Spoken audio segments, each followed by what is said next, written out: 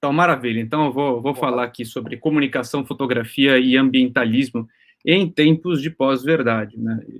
Aí eu vou explicar tudo isso. Esse aqui é uma foto de apresentação. Esse é um Kia, um papagaio que está em extinção na Nova Zelândia, que foi onde eu fiz pós-graduação. Esse sujeito aqui, ele ficou muito amigo meu. Eu ia todo dia visitar ele. Ele morava no Jardim Botânico, lá num centro de reabilitação. Ele gostava muito de me ver. Quando eu ia embora, ele ficava reclamando. Então, eu vou começar então falando um pouquinho mais ou menos quem sou eu. O Gustavo já deu uma bela de uma adiantada, eu fico inclusive honrado com a apresentação dele. Bom, eu sou Leonardo Ramos, sou formado em Comunicação Social e Cinema na FAAP de São Paulo. Eu comecei uma graduação em Ciências Biológicas na USP, ao mesmo tempo em que eu trabalhava com um documentário de natureza para a National Geographic, enfim, na verdade, uma produtora que prestava serviços para a National Geographic. Então, trabalhei em 3 séries de documentário para a National Geographic, mais um filme que foi para o cinema, que era o Todas as Manhãs do Mundo. Eu filmava, fazia assistência de direção, ficava um pouco em todos os lugares lá. Não completei essa graduação na USP porque fui chamado para pós-graduação que eu fiz na Universidade de Otago, na Nova Zelândia, em comunicação de ciências e documentário científico, né? E é muito interessante, eu achei sensacional o esquema deles lá. Eles têm o Centro de Comunicação Científica, um dos maiores e mais antigos centros acadêmicos dedicados especialmente ao estudo da comunicação científica, né? Então, eu fiquei felizaço de ter essa oportunidade lá, né? Curiosidade também, ele falou, eu sou músico também, eu toco flauta e administro essa banda de música folk psicodélica, chama Armundi. Se alguém tiver interesse, procura lá no site ou no Instagram. Enfim, para começar essa palestra, eu já vou botar essa provocação aqui, que é uma frase que eu gosto muito, que eu fiquei pensando muito sobre ela durante a pós-graduação, que é do Kubrick, o diretor que dirigiu Laranja Mecânica, 2001, Odisseia no Espaço. Ele fala que a própria falta de sentido da vida força o homem a criar o seu próprio sentido, né? Então, essa frase orientou muito a minha pesquisa de pós-graduação e continua orientando muito o meu trabalho até agora, né? Basicamente, eu acho que mais importante do que dizer quem sou eu é a gente começar se perguntando quem somos nós, né? Então, essa é uma das primeiras coisas que eu comecei a estudar de um ponto de vista não só das humanas, né? Porque eu venho da área de humanas, de comunicação e tudo mais, mas de um ponto de vista científico também, quem somos nós, né? E é interessante pensar que nós somos uma espécie de animal um pouco diferente das outras, no sentido em que a gente não tem exatamente uma grande força física, a gente não tem grandes garras, a gente não tem grandes dentes, né? O que a gente tinha que nos possibilitou sobreviver às pressões da seleção natural foi uma outra adaptação muito interessante. Algumas adaptações, né? Não tenho essa autoridade toda de falar de todas, mas eu trabalho com uma dessas adaptações, que é a criação e a transmissão de sentido das coisas, né? Então, a gente tem a capacidade de aprender e compactar um grande número de informações e transmitir esse grande número de informações para os nossos coespécies, né? A palavra que eu acabei de criar. Eu vou registrá-la depois.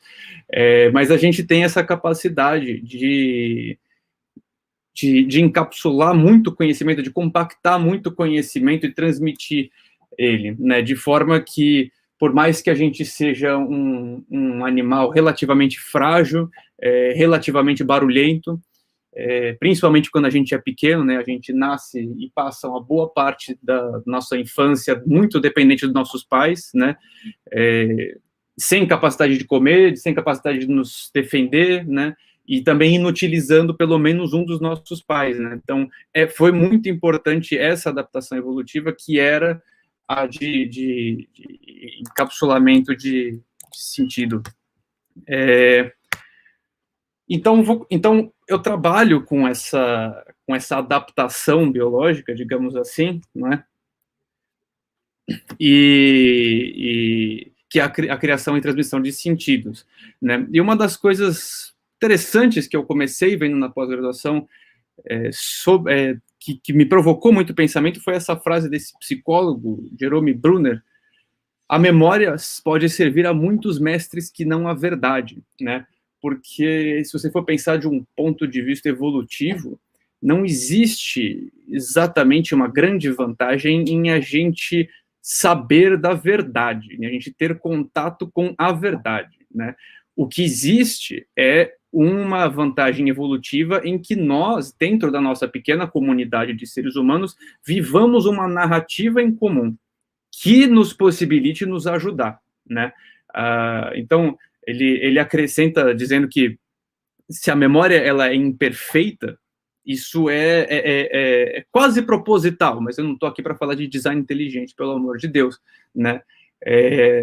Só que como tantos outros casos do ser humano, né? Isso é uma adaptação evolutiva que foi moldada ou que se desenvolveu num contexto muito diferente do contexto em que a gente vive atualmente, né? O contexto em que isso se desenvolveu no nosso cérebro humano foi um contexto em que as comunidades eram relativamente pequenas, né? Hoje em dia a gente vive num mundo globalizado, com muito mais disponibilidade de informação e com uma distância muito maior da natureza. Então, a memória que a gente tem, a criação de sentido que a gente faz do mundo, hoje, está começando a mais nos prejudicar do que nos ajudar, né?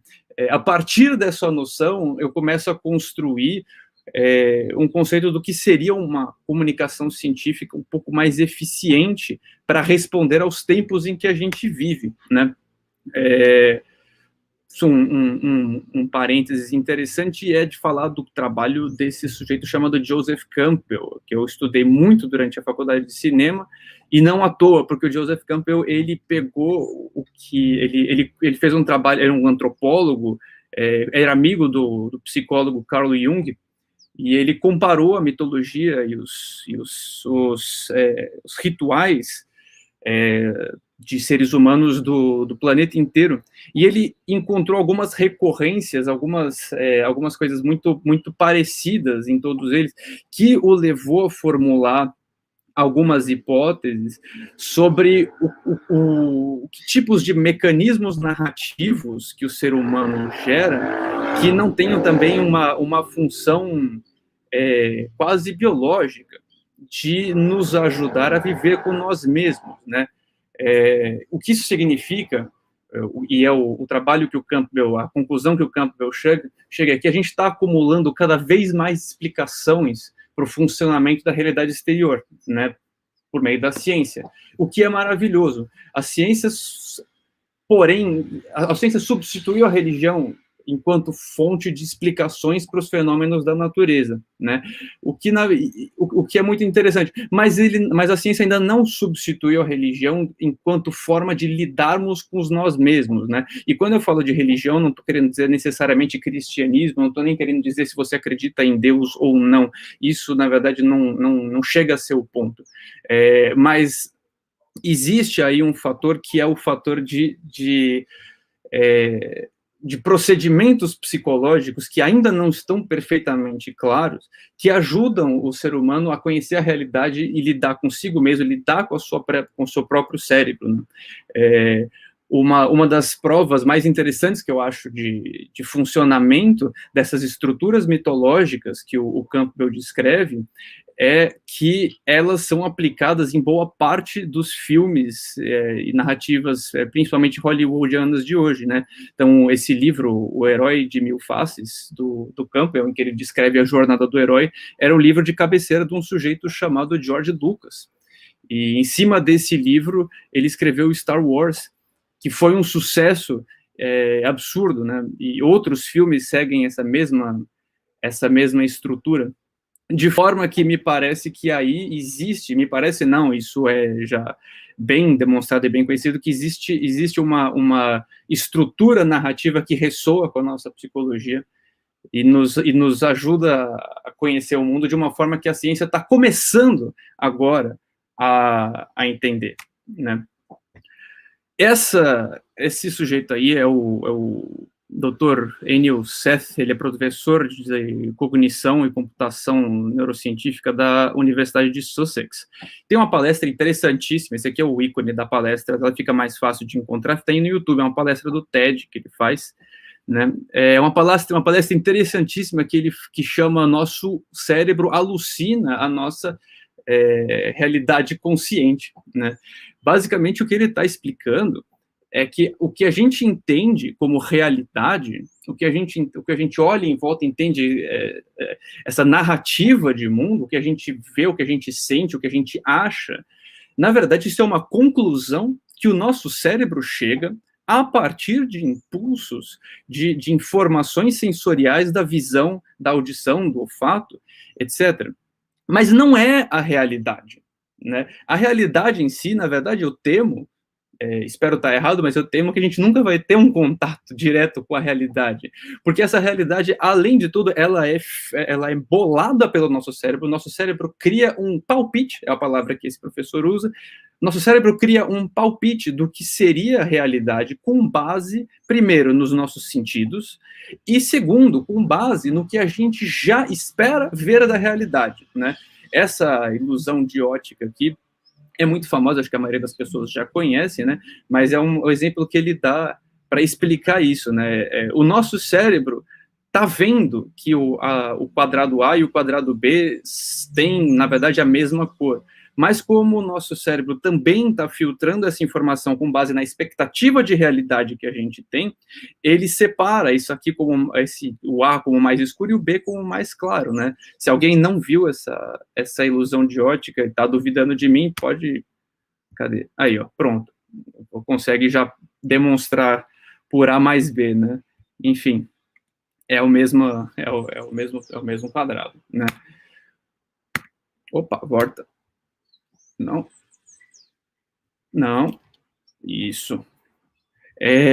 O que nos leva a começar a entender esse fenômeno que a gente ouve a galera de humanas falando, que chama pós-verdade, né? Que é característico do tempo que a gente vive, chamado pós-modernidade. Pós-modernidade é um período em que há uma disponibilidade de informação absurda, e existe como se fosse um senso de pertencimento e de identidade perdidos, de forma que cada vez menos a gente sabe quem é, a gente não sabe mais quem nós somos. Isso é uma coisa que o Campbell, lá no Herói de Mil Faces, já apontava, e é muito verdade. E esse fenômeno de pós-verdade, a gente está, na verdade, vivendo um exemplo sensacional, entre aspas, mas um exemplo sensacional deles esse ano, que é o exemplo da pandemia, em que, dependendo da pessoa que você conversa, ela tem uma versão completamente diferente de realidade.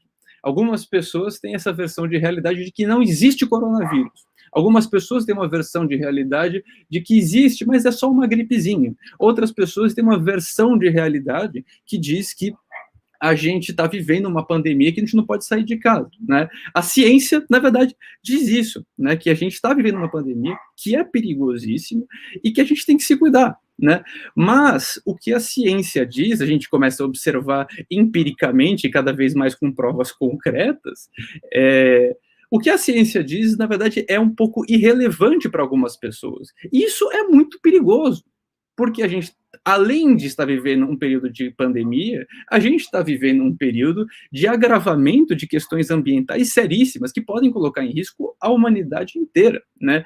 Então, o fato de que você tem pessoas negando o aquecimento global é um grande perigo, né? E mais do que isso, essas pessoas que negam o aquecimento global, ou que são partidárias de algumas teorias de conspiração, né? Essas pessoas não estão interessadas em ouvir o que diz a ciência, porque o fato de ser ciência, o fato de a informação ser proveniente do universo científico é suficiente para que essas pessoas não queiram ouvir, porque não é uma questão de ter contato com a verdade, é uma questão de identificação, é uma questão de o que torna as pessoas se sentirem partes de uma comunidade, Lembra, era para isso que servia a nossa criação de sentido, era para isso que servia a nossa memória. Não era para ter em contato com a verdade, mas é para a gente se sentir parte de alguma coisa, porque ao se sentir parte de alguma coisa, essa comunidade se ajuda, se protege contra as pressões da seleção natural. Né? Então, esse é um documentário, Behind the Curve, é um documentário maravilhoso. Quem não assistiu, recomendo fortemente. Eu acho que ele ainda tem na Netflix. Se não for da Netflix, né? Que é um documentário que entrevista terraplanistas, né? Que bolam argumentos fantásticos para provar que a Terra é plana, né? E, em determinado momento, o documentário deixa muito claro que a questão dessas pessoas não é a verdade. A questão dessas pessoas é que elas se sentem excluídas de um mundo em que a verdade não corresponde ao senso de identidade delas.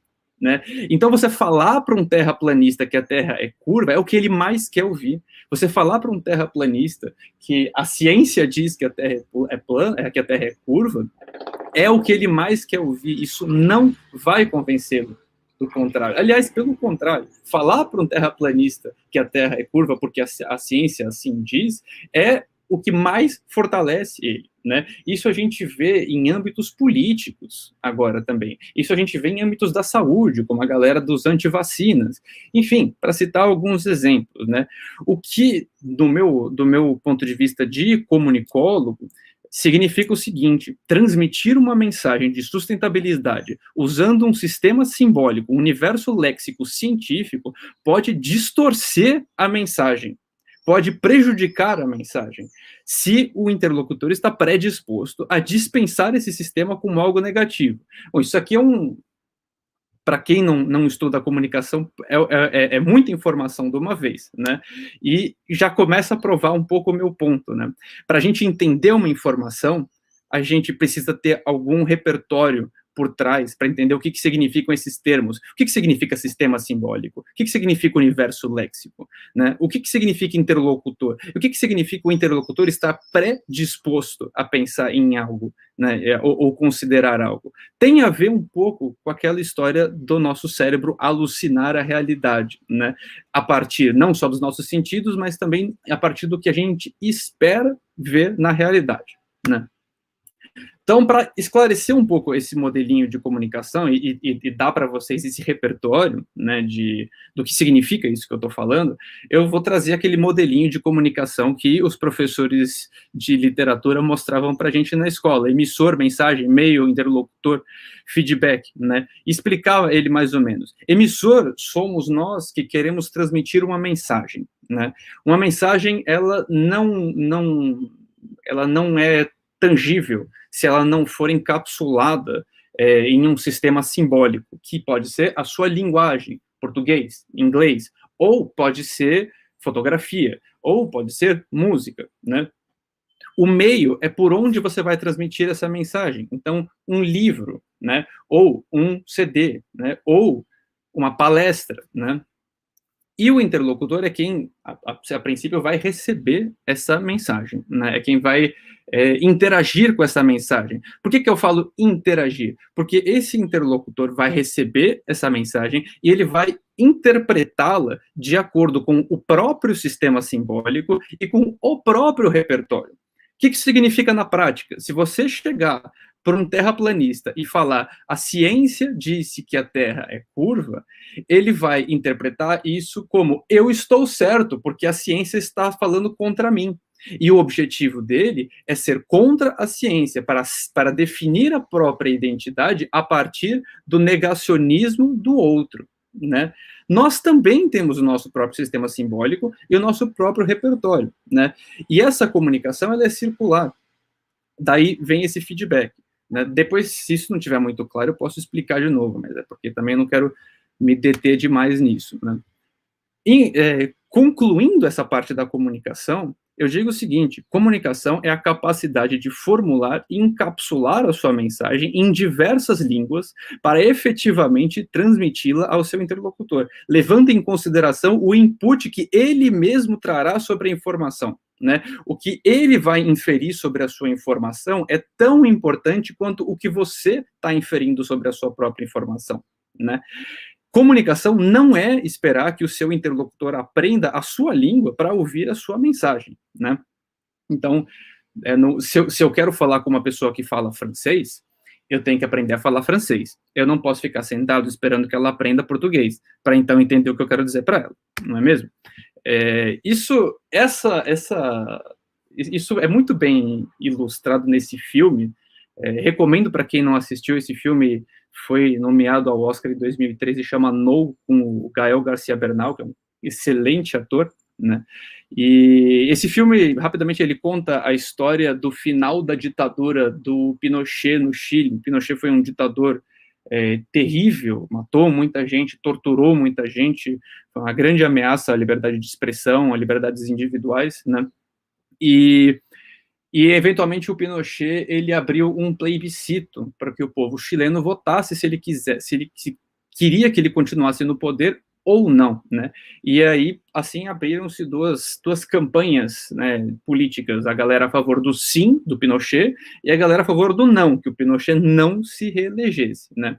Começou aqui a campanha do não, perdia adeptos avassaladoramente, porque veiculava propagandas mostrando todas as calamidades que o Pinochet fazia. Então, mostrava imagens da polícia batendo nas pessoas, mostrava imagens da polícia torturando as pessoas, mostrava imagens de violência, enfim, tudo aquilo que a gente sabe, que nós, principalmente do meio acadêmico, do meio intelectual, conhecemos muito bem e pensamos até temos até alguns pesadelos, né, com isso, né? Mas o que acontece? O interlocutor dessa mensagem não era a pessoa do meio acadêmico intelectual. O interlocutor dessa mensagem, que era a pessoa que estava precisando ser convencida de que não é legal você ter um presidente um ditador tirano que tortura pessoas, essa pessoa ligava a televisão, via um monte de imagem de morte e falava, nossa, essa galera do não é muito bad vibe, né? Eu vou voltar no Pinochet. O Pinochet é muito good vibe, o Pinochet só mostra a gente feliz, o Pinochet só fala em prosperidade, né? Então, o que isso significa? A linguagem que está sendo usada para transmitir uma mensagem também carrega informação. Da mesma forma, esse é o mesmo exemplo da Terra plana que eu falava lá atrás, né? Então, deixa eu voltar aqui. Então, o que aconteceu? Eles chamaram um publicitário, que é o Gael Garcia Bernal, para reformular a campanha do não, a campanha contra o Pinochet. E esse publicitário falou o seguinte, escuta, que o nosso interlocutor está interessado em ver mensagens de prosperidade. Então, vamos mostrar na nossa campanha todas as coisas legais que podem rolar no Chile se a gente não tiver um ditador tirano. Vamos mostrar que é muito mais legal a gente ter liberdade de expressão. Vamos mostrar que é muito mais legal a gente não ter a polícia vandalizando a gente poder nos expressar melhor, né? Então ele virou a campanha para o outro lado, ele transmitiu a mesma mensagem, mas ele mudou o sistema simbólico dele. E foi aí que o Pinochet caiu. Foi aí que eles finalmente conseguiram derrubar esse ditador, né? E restaurar a democracia para o Chile, né? Quais são os problemas que eu vejo agora na divulgação científica atual, né? Eu começo falando de quem já faz um trabalho fantástico de divulgação científica, né? Tem esses grandes expoentes que se comunicam com uma eloquência ímpar, né? O Greenpeace, por exemplo, ou documentários como o Verdade Inconveniente, que foi que começou um pouco começou a trazer um pouco a mensagem da preservação ambiental, né, do ambientalismo, do aquecimento global, né? E de lá para cá a gente tem um movimento de divulgação científica sensacional, que consegue traduzir conceitos absurdamente complexos da ciência, que não são para qualquer um entender, conseguem simplificar esses conceitos de uma forma a reter boa parte da informação para o público leigo, né? E conseguem traduzir mensagens científicas numa linguagem muito mais simples. Qual que é o problema desse sistema simbólico para transmitir a mensagem da preservação ambiental? Bom, um dos primeiros problemas que eu identifico é esse efeito de ensinar a missa ao bispo. Porque a gente vê, né, o Instagram do Greenpeace tem 3,5 milhões de seguidores. Quem são esses 3,5 milhões de seguidores? Né? Risco dizer que quem segue o Greenpeace é porque tem muito interesse em assuntos de preservação ambiental. E, portanto, não precisa de tanto convencimento assim. E arrisco dizer que quem precisa de mais convencimento, né, grandes corporações que poluem o meio ambiente, governos, né, como o governo do Trump, por exemplo, né, esse público não está em contato com essa mensagem, não tem interesse em ouvir essa mensagem, e se você encapsula essa mensagem em termos como o Greenpeace, ou como esse documentário, tudo o que isso vai fazer é afugentar quem mais precisa de convencimento. E a verdade é que cada vez menos a gente tem tempo para esperar que essas pessoas entrem em contato com essa mensagem. Porque o planeta Terra não vai esperar, né? O planeta Terra não vai esperar o algoritmo do Instagram, o algoritmo do Facebook mostrar essa mensagem para quem mais precisa ouvir essa mensagem, né? O problema é que a comunicação está muito restrita. A comunicação de ciências ainda está muito restrita a um público que está predisposto a se interessar pela mensagem da ciência, né? Então, como é que a gente faz, né? Para começo de conversa, eu bolei esse estudo, na verdade, eu juntei alguns estudos que eu reuni durante a pós-graduação, que reformulam a mensagem da preservação ambiental de uma outra forma, em outros termos, né? Então, se boa parte desse público, boa parte desse interlocutor está interessado mais em dinheiro do que no valor moral e científico e ambiental que a natureza tem, se ele está interessado em dinheiro, vamos formular essa mensagem em termos de dinheiro, né? Então, aqui a gente tem 3 animais que geram mais lucro se forem mantidos vivos do que se forem mortos, né? Isso é por indivíduo, né? Então, se um tubarão for morto em Palau, ele pode ser vendido por mais ou menos $108, né? Esse mesmo tubarão vivo, por ano, gera uma renda de $1.900.000 por indivíduo, né? De onde é que vem essa renda? Para Palau, né? Para o governo de Palau, né? De onde que sai essa verba? De onde é que sai esses 1.900.000? Principalmente de ecoturismo, né?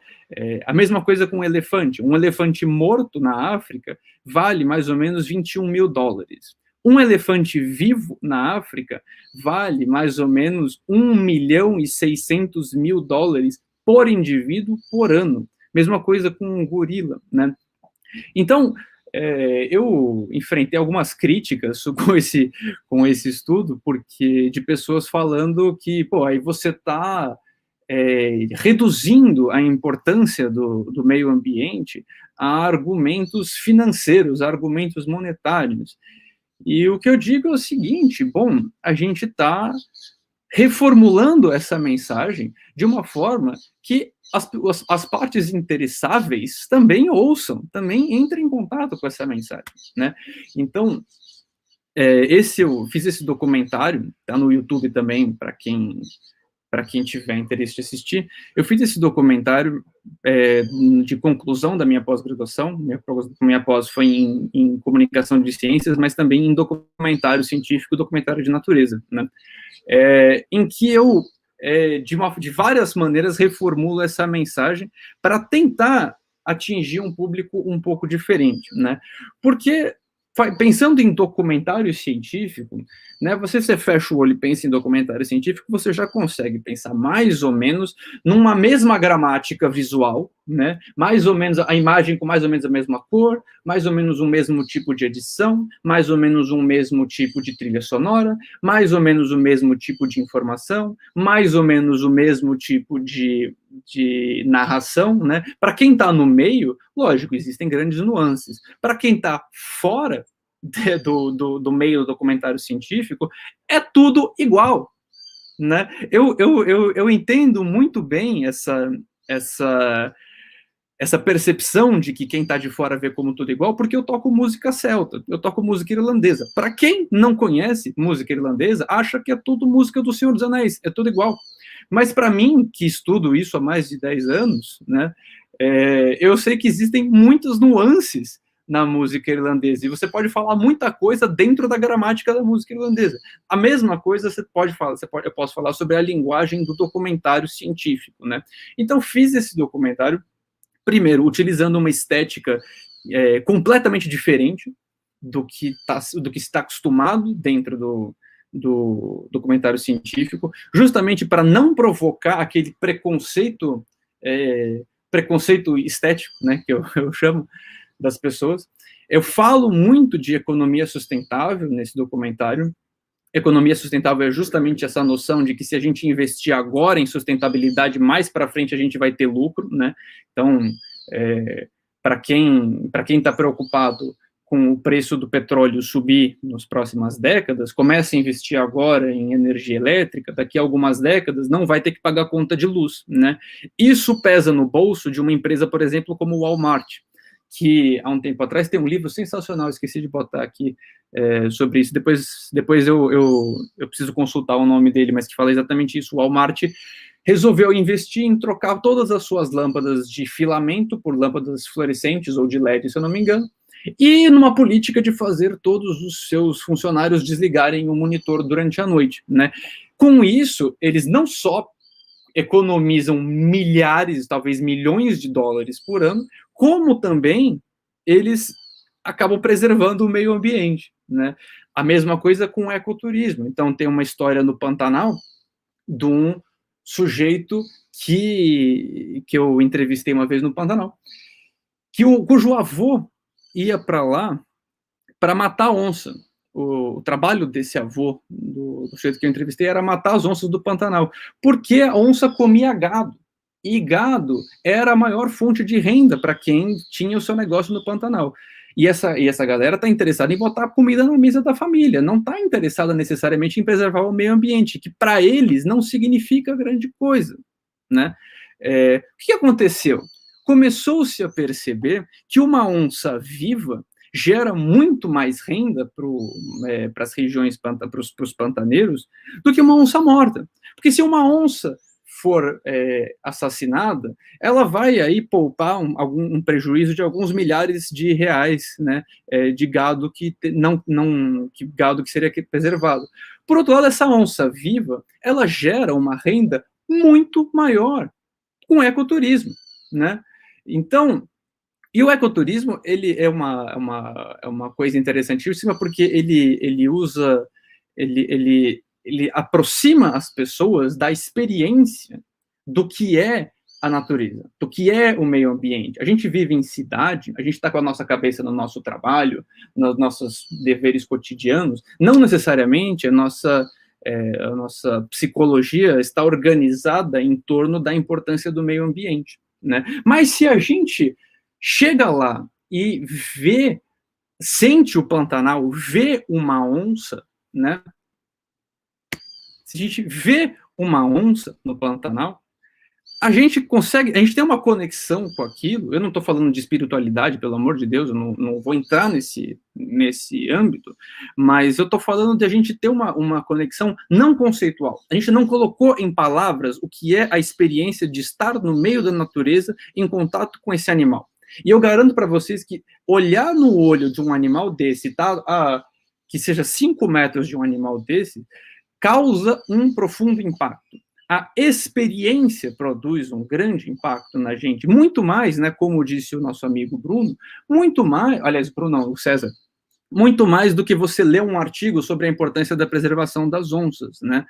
Então, Então, nesse documentário eu falo do ecoturismo, dessa importância da experiência do ecoturismo, e também da fotografia, né? A fotografia entra aí justamente, como também disse o César, como uma forma de criar interesse das pessoas, de criar empatia, né, das pessoas para com a mensagem da preservação ambiental. Então, antes da gente pegar a mensagem da preservação ambiental e conceitualizá-la, ou seja, antes da gente colocar em palavras, em termos científicos, em argumentos verbais, a gente dá um passo para trás e procura gerar empatia dessas pessoas. O que acontece? Talvez o filho do Donald Trump não queira assistir um documentário sobre preservação ambiental.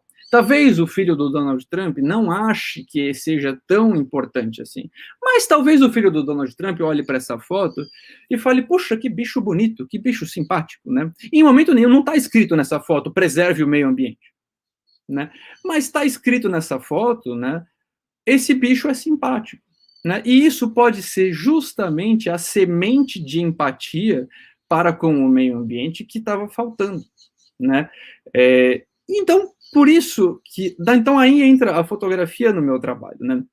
Atualmente, falando em línguas, em linguagens e sistemas simbólicos, o que acontece é que cada vez mais a imagem é a nossa língua franca, né? A língua franca mundial já foi o francês, já foi o inglês, né? Mas eu defendo que cada vez mais a língua franca é a imagem, porque a gente abre o Instagram, é só imagem, a gente abre o Facebook, tem muito mais imagem, tem uns textão também, mas tem muita imagem, né? Cada vez memes são comunicação por meio de imagens, né? Então a gente tem duas opções. A opção número 1 é se lamentar pelo fato de que ninguém mais lê livros e de que ninguém mais escreve e de que ninguém mais tem um vocabulário elaborado. O outro lado da moeda é a gente falar, vamos tirar proveito do fato de que a imagem é a nova língua franca do mundo. É uma língua que permite que a gente comunique uma mensagem que o texto não poderia comunicar. Lógico, cada meio de comunicação, cada linguagem tem as suas propriedades, né? Existe aquela discussão, né? O que é melhor, o filme ou o livro? Né? Eu gosto mais do filme do Harry Potter, eu gosto mais do livro do Harry Potter, eu gosto mais do filme do Senhor dos Anéis, eu gosto mais do livro do Senhor dos Anéis. A questão é que livro é um meio e filme é outro meio. Os dois, cada um expressa coisas diferentes, cada um expressa aspectos diferentes de uma mensagem, né? Então, em vez da gente se lamentar pelos aspectos que a imagem não está comunicando, a gente pode começar a explorar cada vez mais quais são os aspectos que a imagem pode comunicar e que o texto não podia, né? O que a imagem oferece que o texto não oferece? Do meu ponto de vista, a imagem oferece um bypass de preconceitos conceituais, né? O que é preconceito conceitual? Bom, conceitual é quando a gente pega o conhecimento e a gente dá um nome para ele. É quando a gente pega uma experiência e dá um nome para ela, né? Quem explica isso de uma forma muito poética, muito bonita, é o Aldous Huxley, né? Que é o autor desse livro chamado As Portas da Percepção, que foi o livro que deu o nome para a banda The Doors, inclusive. E o Huxley, ele separa esse conhecimento experiencial e o conhecimento conceitual. Experiência é uma coisa que cada vez menos a gente tem prática, né? A gente, na verdade, muitas pessoas consideram que um negócio não existe se a gente não consegue dar nome para eles, né?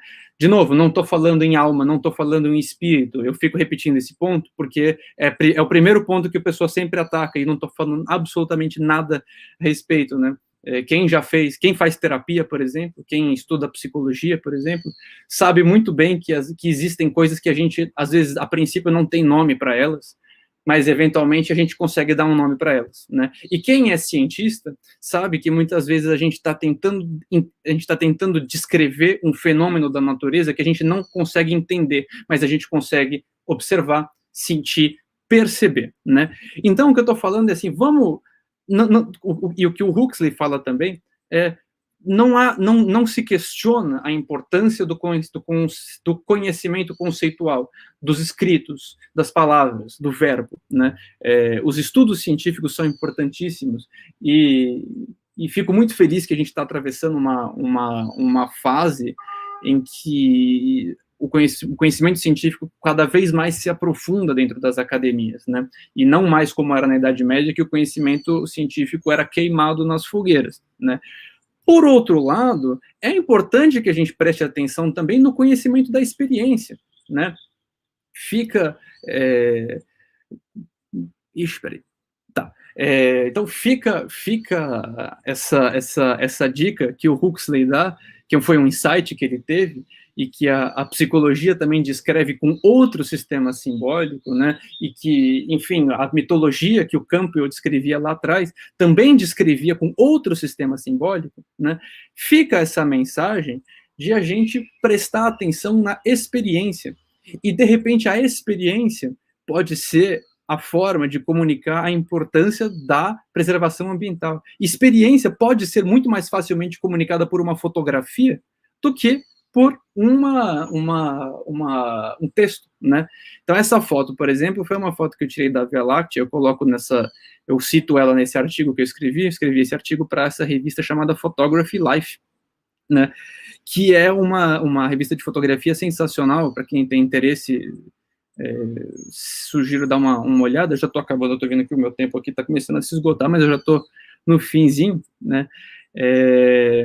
E eu começo esse artigo falando justamente que eu, quando era pequeno, não gostava de ciências, porque ciência era aquela coisa que os professores ensinavam na escola, e eu não tinha interesse em saber o que os professores estavam ensinando na escola, eu tinha interesse em chegar em casa e brincar com os meus amigos. Então, se eu tinha uma lição de casa de ciências, ciência é ruim, ciência é aquilo que me separa do que eu quero fazer, que é me divertir, que é brincar com os meus amigos, né? Essa era a associação que eu fazia.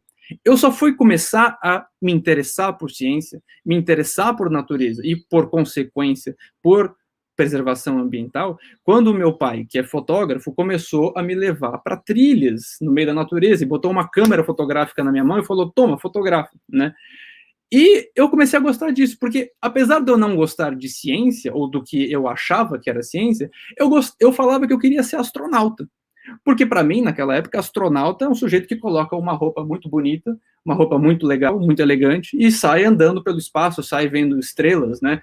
Eu tinha livros com fotos do Hubble, né?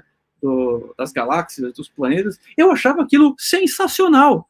Eu queria aquilo. É isso que eu queria para minha vida. Eu queria aquela experiência, né? E eu tenho certeza que todo mundo, ou praticamente todo mundo que faz ciências atualmente, faz ciência porque sentiu esse chamado de experiência, que a pessoa não conseguiu colocar um nome, talvez, nesse chamado, mas estava lá, né?